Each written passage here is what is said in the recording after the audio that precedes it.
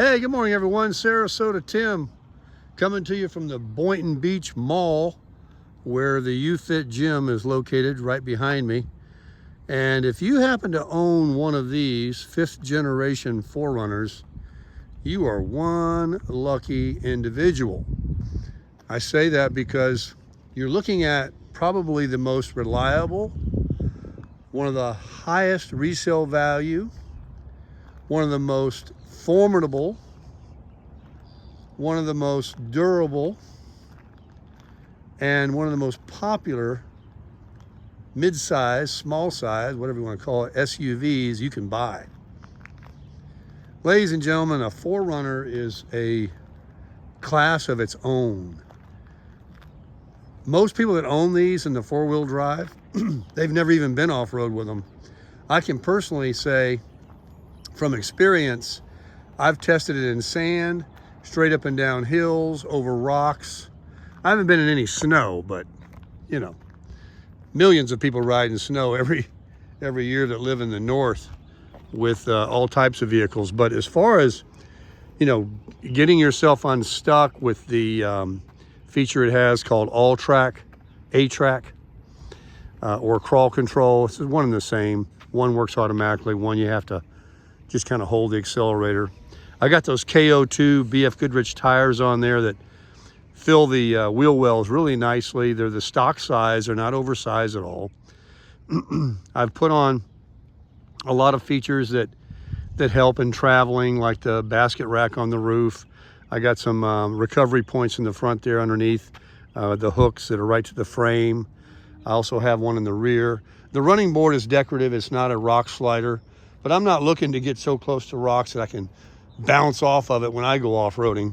But when I went out to Moab, Utah, check out that video, Toyota 4Runner conquers Hell's Revenge. This was an impressive vehicle. And it was my first month of ownership. And it wasn't my first time being off-road, but I'm not a real experienced off-roader. I took the advice from a guy with a Jeep Wrangler when I first got there, and he told me to straddle. Not straddle, actually, that's the wrong thing. Do not straddle the rocks, to put one side of the vehicle, of the tires, over the rock and keep the bottom of the vehicle high. You don't want to run a rock right down the middle because, as we all know, that can do a lot of damage, tear out your oil pan and everything else. Even though they have skid plates, they're not indestructible. So, if you know what you're doing, and then you got to also air down, you deflate the tires so that they squash out and you get more traction and they won't pop when you go over like a sharp rock. Especially in sand, it makes this vehicle float on sand like a boat on water. I went from Moab, Utah on down to Hurricane. You know that guy that's got that famous tow truck YouTube channel, and he goes out to the sand and he's always rescuing people? He has this banana, he calls it, a yellow Jeep Cherokee. And I went there. I didn't go too deep into the sand because I didn't know anybody there. I wasn't with anybody, and I didn't want to get, you know, myself in any trouble. I wasn't worried about the vehicle being broken because sand is pretty forgiving. But if I got stuck, who out there had the recovery? I didn't want to have to call that tow truck guy and pay him. I'm sure he charges a fortune. But I did play right off the pavement there where I was camped out for a night.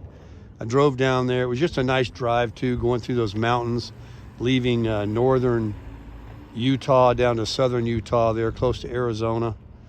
And I went to Arches, all of that and I went twice out there within a month and a half. My buddy went out after I got back, and I said, I'll go back out there and meet you. So I put, I don't know, 4,000 plus miles on the truck in the first few months I owned it, driving across country. And I've had people comment about these KO2 tires, something about they're less than good on wet pavement. I did not find that to be true. And if you hadn't have told me that, I'd have never known it, because I drive in rain all the time here in South Florida. But when I went to Utah cross country those 2 times, I went through some of the damnedest rain you ever seen in your life. And I didn't have a single hydroplaning issue. And I had all my totes on the top packed up there, had my trifold mattress in the back. I bought a Dometic fridge, a Jackery solar battery to power everything. I spent some money when I bought this. I wanted to go cross country. I wanted to be an overlander. So I bought everything, and I did it twice. And now the Dometic sits in my camper where I live. I have a 16-foot wolf pup camper I live in. It sits there as a second refrigerator. The Jackery, I check on it every few months. It's still full power.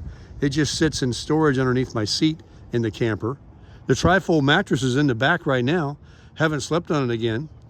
I was sleeping in the truck when I took those trips, and I idled my engine too. I made some videos about it. And you know, that's another great thing about a 4Runner. I don't know about other vehicles, but you can idle this thing till it runs out of gas. It will not overheat. As long as that cooling system is operative, it doesn't do a thing. And I put that air conditioning on low, and I laid down in the back there. And at night, when I was traveling, I would stop at truck stops, or when I was out in Utah. My first trip, I didn't need to do that. It was cold at night. I was very comfortable back there. In fact, I was using some blankets. But when it is warm and you're traveling, you can do that. You can just go into a truck stop and get back there, roll the windows up, lock your doors, and if you use the key fob to lock the door, the engine won't shut off in 30 minutes like they're designed to do as a safety thing. It'll run all night. And then when I went and got gas, I was kind of paranoid about doing it. I went and bought gas the next morning and filled up. I made a couple of videos about that, and it only took, I don't know, 3 to 5 gallons is all it burned in the entire night. I mean, I got there early too. I didn't just, go there and lay down. I sat in my truck and had some dinner and hung out at the truck stop a while. But yeah, you can do that. So you don't have to buy a hotel room. You can sleep in it. You can try. It's an all-in-one vehicle. It'll get you there and it'll bring you home. Just don't be stupid. Just don't go do anything and do some off-roading that's beyond your skill level. Have people around you. Make sure you do have recovery equipment. I did buy that too. I had tow straps, snatch ropes, a battery booster jumper, everything that I needed. On the roof up there, I had these totes that were waterproof, and in there was camping equipment, cook stoves. It was fun, man. I was out by myself traveling the country, and those are things that I had on my bucket list that I did. I've done them before on a motorcycle. I've had a couple of Goldwing motorcycles and Harley Davidsons, and I never traveled across country in my Goldwing, which would have been more of a touring bike than the Harley was. It was a touring Harley, but I just think the Goldwing had more power. And I did the same thing. I camped out at night. I had carried a tent with me, and I slept in a tent though. I didn't have an engine to have an air conditioner and sit in the back, but that's another story. Anyway, this vehicle, I'm going to end the video now. I just want to say this. I was thinking about selling it a couple of times. We're in a tough economy. And I said, oh gosh, people are getting way overpriced for getting more than they paid for their vehicles. And the greediness started swelling up in me and thinking about, I can make $4 or $5 grand on it, or $2 or $3 grand, or at least what I gave for it. It uses a lot of gas. What do I need it for? And I'm not traveling anymore. I did it. I've done it. Just get yourself an old beater, an old Honda or Toyota car to drive around. And then the economy continues to be a challenge. And I think about, repairing an older car with 100,000 miles or something, because they're going to want a fortune for an old Toyota or a Honda Accord or a Civic or a Corolla. I'm not too proud. I'd drive something like that. I don't care. I've had new cars, but I would never sign up for another $30,000, $40,000, $50,000 vehicle, not in this economy. Then I decided, you know what? Why switch? Why not keep it? It's money in the bank. It's always going to be worth something. And should the occasion arise where I need to pull my wolf pup camper, which I've never have, I bought it and I parked it on my friend's property and I live in it. And that's how I afford to live on Social Security. I got a good deal here in South Florida, and I don't want to wreck it. I don't want to take it and get stuck on the side of the road. I don't want things to start falling out of it, because when you tow those things, that's all that happens. They're just nails and staples and screws that'll wiggle out and things start to break. So I just live in it, everything works in it. But if I ever have to tow it again, I've got a vehicle here that'll do it. If I have to move from where I'm at, I got a vehicle here that can take it. And if I ever want to go cross country again and not take anything and just do what I mentioned earlier, sleep in the back, take a little trip, you know, if gas ever comes down again, I've got something here. And I've got something, I'm gonna be 70 in 5 years. I've got something here that'll probably last me as long as I need it, and certainly as long as I'm still gonna have the mindset and the attitude to want to even do stuff like that. Because at the end of our lives, most people, not all, you know, they spend a few years in the end time just kind of waiting to check out. You know, they sit around, they don't go much places, they don't do much things. I'm still working out at the gym, I'm still running, I'm still strong, I'm still capable. I'm only 64, and I love this truck. And I know there are a lot of people out there that follow my channel. They also have a 5th gen 4Runner or a 3rd gen, whatever, and they love their 4Runner too. It's like a cult for sure.